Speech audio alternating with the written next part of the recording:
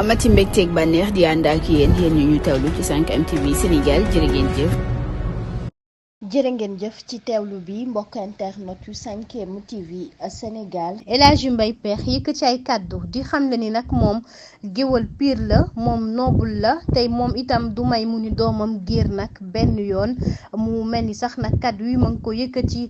ginnaaw émission boobee nga xam ne Tunkara moo koy amal ca Départ TV. kàddu yooyu nag mu indi rek ay jixi jaaxa indi itam ay wax rek jëm ca la nga xam ni moom la yëkkati mu ni moom nag du may benn yoon ak doomam ab géer ndax mu ni moom kon géwal la nawlem rek lay daal di àndal loolu nag mu mel ni fi mu nekk nii ñoo ngi ca yëy yàbbi lu bare yoon tax na mu ni am na benn kilifa bu ko ñaanoon sax doomam bu jigéen waaye dafa bañ waaye sëriñam bi mu ni moo ko mujjee rek maye ndax moom dafa rek lànk kaare ci mbir mi loolee tax kon mu ni moom du wax ak rek géer wala itam rek kon du sëy ak géer mu mel ni sax nag kàddu yooyu daal fi mu nekk nii moo daal di lëmbee kon rek réseaux sociaux yi ginnaaw ba mu ko yëkkatee boobu ak léegi.